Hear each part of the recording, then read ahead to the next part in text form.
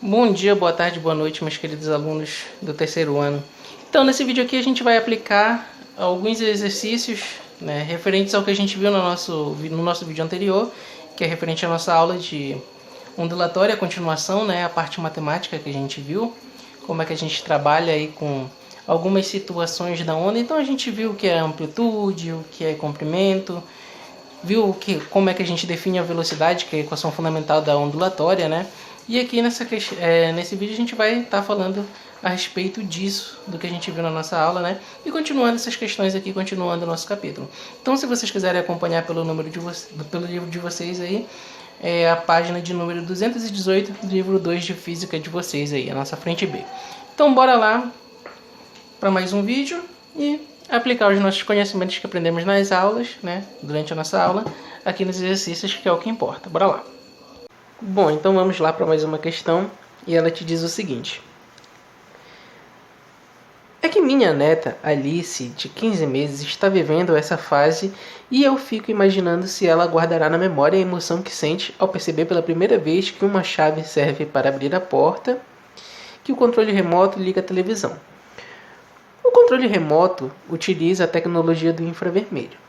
3 candidatos ao vestibular da UEMG fizeram afirmações sobre essa tecnologia. Candidato 1. A luz infravermelha é visível pelo olho humano, sendo um tipo de onda eletromagnética.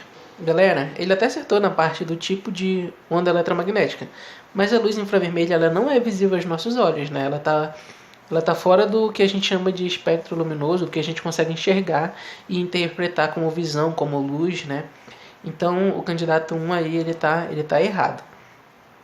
O candidato 2, ele diz que no vácuo a luz infravermelha tem uma velocidade menor do que a da luz vermelha, embora sua frequência seja menor. No vácuo, gente, o que acontece é o seguinte, que quando a luz está vindo, no vácuo, a radiação eletromagnética no geral, na verdade, quando eu falo luz agora, a partir desse momento eu estou falando disso, da radiação eletromagnética num todo, elas têm, na verdade, a mesma velocidade, que é a velocidade da luz, que é de 3 vezes 10 a oitava metros por segundo, tá bom? Então o candidato 2 também está errado, porque tanto o infravermelho quanto a luz vermelha no vácuo têm a mesma velocidade.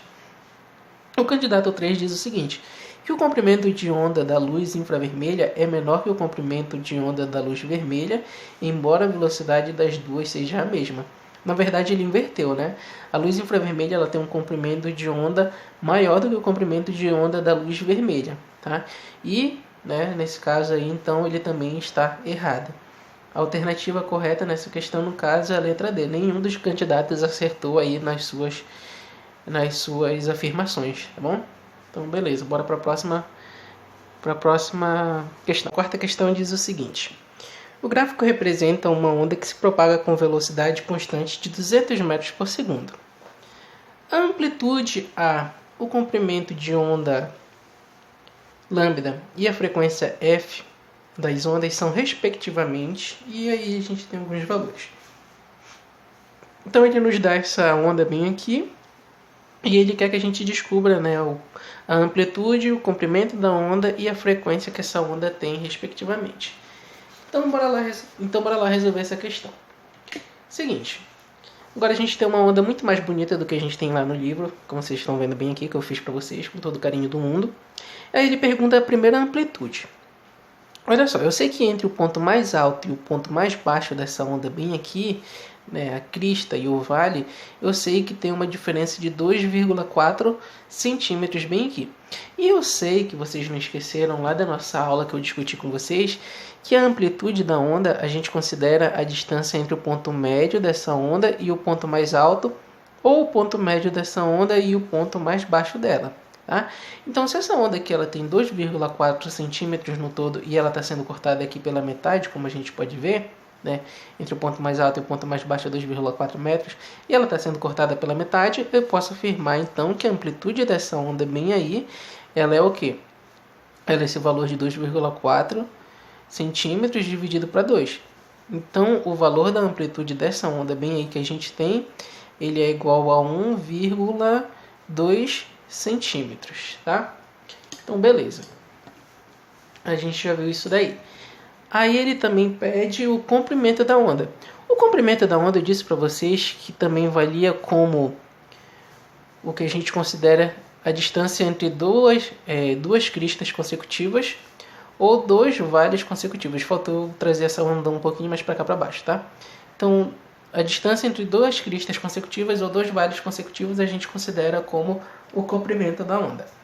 Mas a gente também pode considerar o comprimento da onda como a distância entre dois pontos que se repetem, né, após uma oscilação completa. Como assim, professor? Então imagina só, essa onda começa bem aqui. Para ter uma oscilação completa, essa onda ela tem que sair desse ponto, ir lá no ponto mais alto, depois no ponto mais baixo e voltar ao ponto onde ela saiu. Então olha só, toda vez que essa onda sai daqui, vai no ponto mais alto, no ponto mais baixo e volta onde ela saiu, ou seja, o ponto médio aqui dessa onda, a gente tem uma oscilação. E a gente também pode considerar muito bem como o comprimento dessa onda, no caso, a distância entre essa oscilação, né? A distância entre o ponto inicial e o ponto final de uma oscilação completa, tá? Então, olha só, daqui para cá eu sei que vale 1 e daqui para cá eu sei que vale 2. Então, o comprimento dessa onda, nesse caso bem aqui, vale 2 centímetros. Tá? Então, o comprimento dessa onda aí é de 2 centímetros. Beleza. Por fim, ele pede a frequência que essa onda vai ter. Eu sei que a velocidade da onda ela é igual ao comprimento da onda vezes a frequência, como a gente viu lá na nossa aula. A velocidade da onda eu já sei que vale 200 metros por segundo. O comprimento da onda eu descobri que vale 2 centímetros. Só que aqui eu estou trabalhando com metros por segundo e aqui eu estou trabalhando com centímetros. Ou eu transformo esse 200 metros por segundo para centímetros por segundo, ou o comprimento para metros. Mais fácil transformar esse cara aqui para metros. Então eu pego aqui e divido por 100, vai dar 0,02 vezes a frequência que eu quero. Então, como eu quero a frequência, eu isolo ela. A frequência, no fim das contas, vai ser igual a 200, que já estava aqui do outro lado. Esse 0,02 que estava multiplicando passa dividindo. Então, a frequência é 200 dividido para 0,2.